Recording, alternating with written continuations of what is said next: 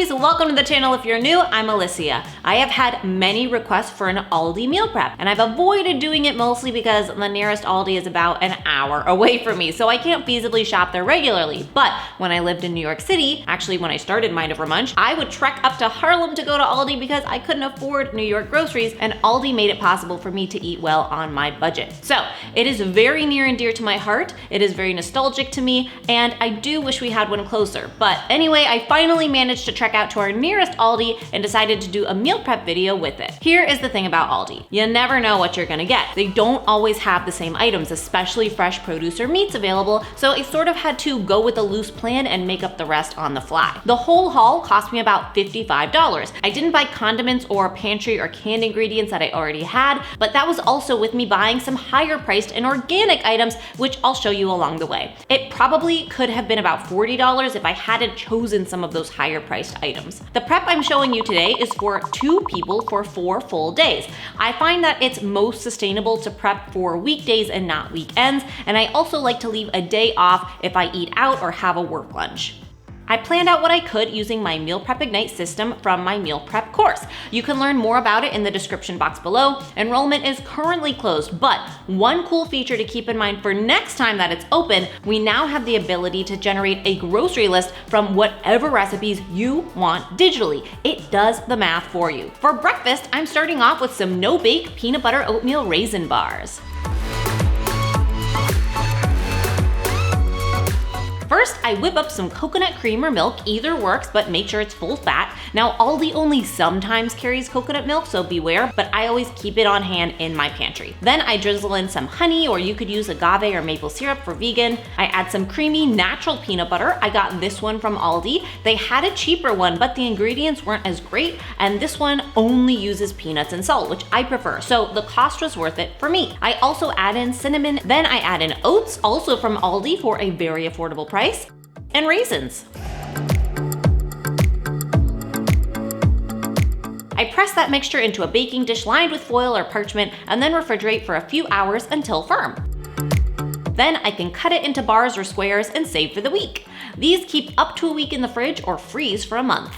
I love how easy these are. Such few steps and ingredients and no baking. They're like a grab and go oatmeal option, and for those of you wondering, nope, you don't even taste the coconut here. It's all peanut butter, oatmeal, and raisin goodness. Leftovers are great for a snack too. For lunch this week, I'm making cold barbecue bowls or plates, depending on how you serve it. I love these because they don't need to be reheated, which is great for on the go, but of course, you can heat it if you prefer. Let's start with my potato salad. Potatoes are always a good ingredient to keep costs down. This whole bag of baking potatoes cost me $1.99 at Aldi. I add peeled potatoes to a large pot and cover with cold water. Bring to a boil and cook until tender, around 15 minutes. Drain and cool. I also boil some eggs and allow those to cool. I got these organic eggs at Aldi for only $2.79. I couldn't believe it. For my potato salad, I'm using avocado oil mayo, which I make regularly from scratch. It's easier, much healthier, and less processed, and it's even Whole30 compliant.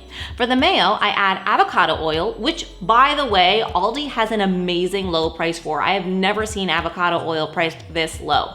An egg, lemon juice, mustard, and salt to a tall measuring cup or wide container, and then use my immersion blender to pulse. Watch as the mayo forms before your eyes. You can save this for later, but I'm using it in this week's potato salad.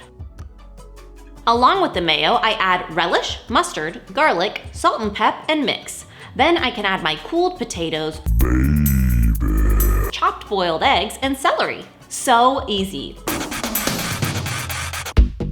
Cool for later. For my protein, I'm simply grilling up some chicken on my indoor grill pan. I brush the pan with some oil and add the chicken tenders seasoned with salt and pepper and flip.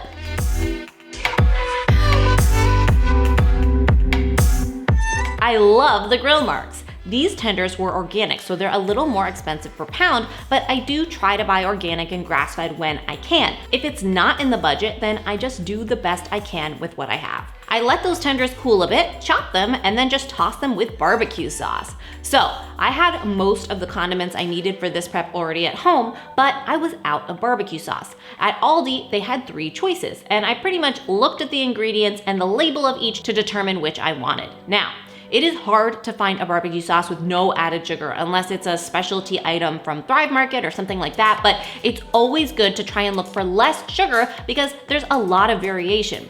One of these had 16 grams of sugar per serving, one had 15 grams of sugar, and one had 6 grams of sugar. So that's what I went with today. I simply tossed my chicken in that and boom, it's good to go. You could of course also make your own barbecue sauce, but I didn't want to spend the time this week. I had too much going on. I have to remind myself that being healthy isn't about being perfect. In an ideal world, sure, I'd make all of my own condiments with perfect ingredients and buy everything organic and not ever use foil or plastic or waste food, but this isn't a perfect world and I'm not perfect. All I can do is my best. And this week, that meant store-bought barbecue sauce with 6 grams of sugar. I'm okay with that. For my veggie, I wanted to do a green bean salad, but Aldi didn't have any green beans this week. Like I said, you get what you get at Aldi and you can't always predict what that's going to be. But they did have asparagus, so I figured I'd use that instead. I chop asparagus and add it to boiling water, blanching for a quick minute or 2 until vibrant green. Transfer to an ice bath to cool and then let it dry a bit. Then I toss those with grape tomatoes, also affordable from Aldi, red onion, feta cheese, slivered almonds, which were one of my more expensive items, but I think the crunch really adds to the salad, so it's worth it for me. You can of course omit. And I drizzle with a little olive oil and salt and pepper. So easy. I store the entire lunch in these divided meal prep containers with a lemon wedge to season that salad fresh at the time of eating. I didn't have 8 of the same containers, but it doesn't matter. Just store it in what you have. Now remember, I made this because I can eat the entire thing cold, but you can eat it warm. Some people like warm potato salad, or you could store it separately. Listen guys, you don't have to do what I'm doing here. Do it the way that makes you want to eat it. These are so satisfying. I've got my protein, carbs, fat, veggie, and flavor, and best of all, they're ready to go. The asparagus salad has awesome textures and a salty bite with the feta and almonds. You could totally use green beans if you prefer. That potato salad is cool, creamy, and has a nice crunch from the celery. The chicken is tender from the grill and sweet from the barbecue sauce. It all goes well together and hot or cold. For snacks, I chop the rest of my celery and add it to a jar, filling it with water to keep it fresh and crisp. I'll serve that with extra peanut butter for dipping, along with other snacks like the rest of the boiled eggs to have on hand, some blueberries that were on sale, oranges, which are another good low-priced fresh item, and I grabbed some of this edamame, which was decently priced for a crunchy on-the-go snack too. If you guys are enjoying this video and want more meal prep videos, subscribe and please hit that bell so you don't miss any of the videos. Lastly, I am prepping 2 different dinners. I'm usually fine with the same lunch every day, but I like to switch it up for dinner.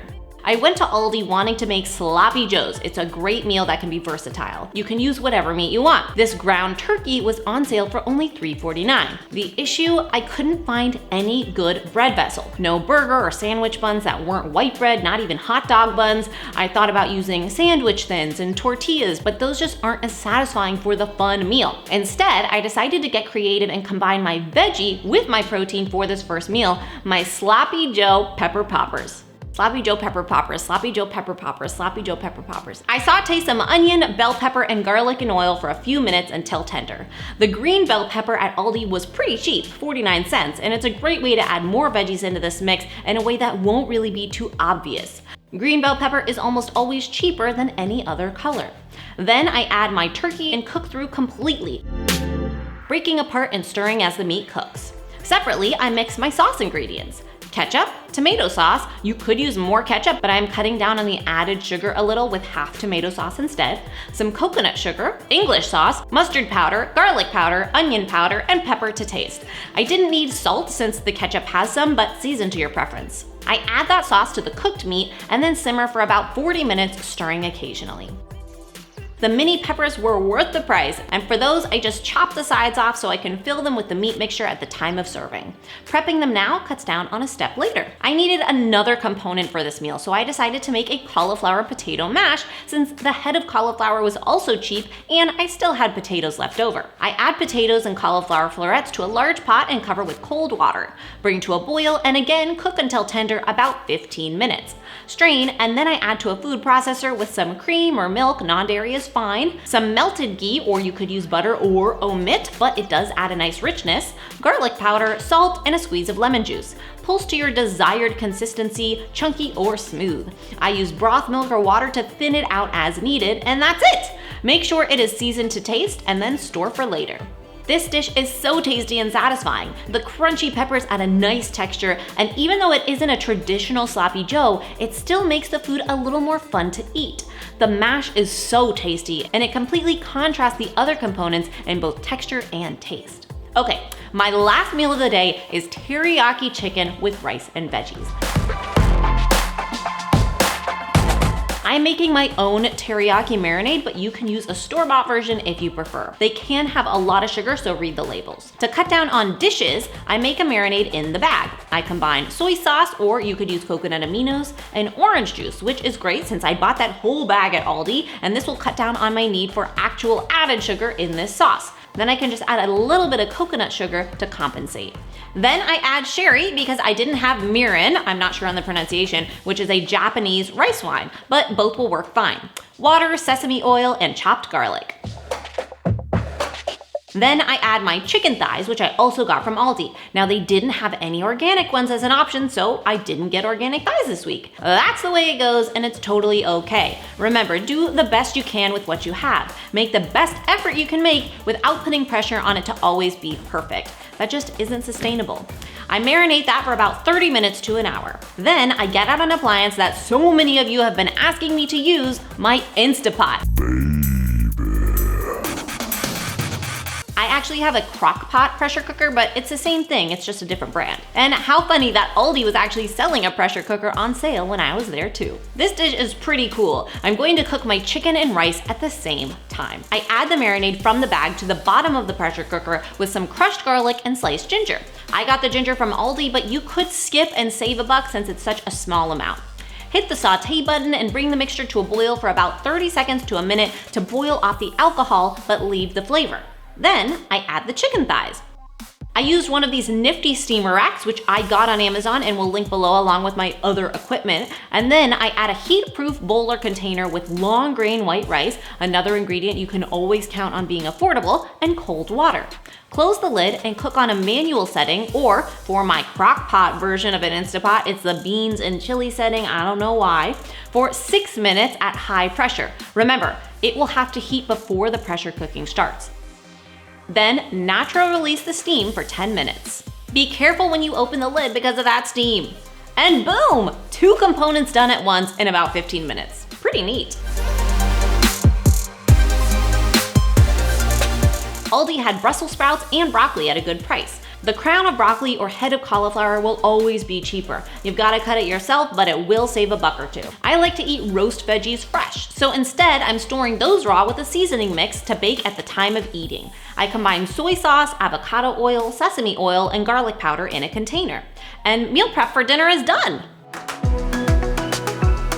When I want to eat it, I can get those veggies onto a tray with my flavor mix, toss, and roast. While those are cooking, I reheat my chicken and rice accordingly, and then I have a fresh dinner ready to go. This is so cool and tasty, sweet and savory with less sugar and less time. The Asian flavor inspiration makes my dinner feel so intentional. It tastes delicious, but the niftiness in the process is just mind-boggling. Do you guys want more Instapot meals like this? Let me know in the comments. And that is my meal prep for the week. I hope you found this helpful or some bit of inspiration for you to try something new with meal prepping. Remember, the goal is not perfection when it comes to health. It can't be. And that's why it makes no sense for us to judge what anyone else is doing. Do what is right for you. buy what suits your budget, cook with the time you can manage. If you liked this meal prep and want more, let me know in the comments what you'd like to see or where you'd like me to shop. I'll link some similar videos in the description box below. Thanks so much for being here. I will see you next week with a new video, and remember, it's all a matter of mind over munch.